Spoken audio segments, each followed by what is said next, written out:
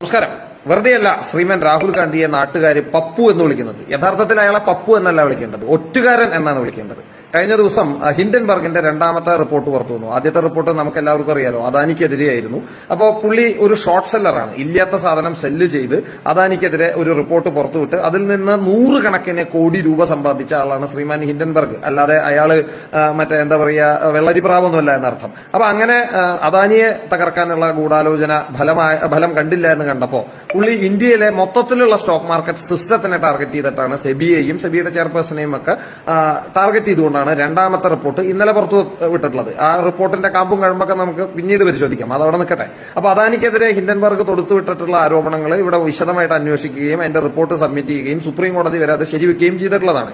അപ്പോ അങ്ങനെ ഇരിക്കുമ്പോഴാണ് ഈ സെബി എന്ന് പറയുന്ന സിസ്റ്റത്തെ മുഴുവൻ ടാർഗറ്റ് ചെയ്തിട്ട് ഇത്തരത്തിലുള്ള റിപ്പോർട്ട് വിടുന്നത്. ലോകം മുഴുവൻ, ലോകത്തെ സാമ്പത്തിക വിദഗ്ധന്മാരും അതുപോലെയുള്ള സ്ഥാപനങ്ങളും IMF, വേൾഡ് ബാങ്ക് തുടങ്ങിയിട്ടുള്ള എല്ലാ സ്ഥാപനങ്ങളും ഇന്ത്യയെ ഭാവിയായിട്ട് കണക്കാക്കുമ്പോൾ, ഇന്ത്യ എന്ന് പറയുന്ന രാജ്യത്ത് വലിയ പുരോഗതി ഉണ്ടാകുമെന്ന് പ്രഡിക്റ്റ് ചെയ്യുമ്പോൾ, GDP ഗ്രോത്തിനെ പറ്റി പറയുമ്പോൾ, ഇൻഡസ്ട്രിയൽ ഗ്രോത്തിനെ പറ്റി പറയുമ്പോൾ, ഈ രാജ്യത്തിന്റെ വികസനത്തെ പറ്റി പറയുമ്പോൾ അതിൽ വെറുളി പൂണ്ട ആളുകൾ ഇത്തരത്തിലുള്ള പല മാർഗങ്ങളും ഉപയോഗിച്ച് അത് തകർക്കാൻ ശ്രമിക്കും. അങ്ങനെ തകർക്കാൻ ശ്രമിക്കുന്ന സമയത്ത് ഈ രാജ്യത്തെ ഏതാണ്ട് 10-15 കോടി ആളുകളെ ബാധിക്കുന്ന ഒരു വിഷയത്തില് ഈ രാജ്യത്തിന്റെ ഏറ്റവും പരമോന്നതമായിട്ടുള്ള പദവികളിലൊന്നായിട്ടുള്ള പ്രതിപക്ഷ നേതാവായിട്ട് ഇരിക്കുന്ന രാഹുൽ ഗാന്ധി ബിഹേവ് ചെയ്യേണ്ടത് ഇങ്ങനെയല്ല.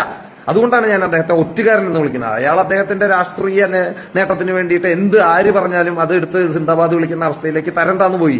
അത് നമ്മൾ മനസ്സിലാക്കേണ്ടതുണ്ട്. ഇതിൽ ഏറ്റവും രസകരമായിട്ടുള്ള അവസ്ഥ, ഒരു വിശ്വാസവുമില്ല, തകർന്ന് തരിപ്പണമാകാൻ പോകുന്നു ഇന്ത്യയിലെ ഓഹരി വിപണി എന്ന് പറയുന്ന ശ്രീമാൻ രാഹുൽ ഗാന്ധിയുടെ ആസ്തിയുടെ 43% ഇന്ത്യൻ ഓഹരി വിപണിയിലാണ് അയാൾ നിക്ഷേപിച്ചിട്ടുള്ളത്. കഴിഞ്ഞ ഒരു 3 വർഷത്തിന്റെ ഇടയിൽ അദ്ദേഹത്തിന് 60% ഗ്രോത്താണ് ഇന്ത്യൻ ഓഹരി വിപണിയിൽ നിന്ന് കിട്ടിയിട്ടുള്ളത്.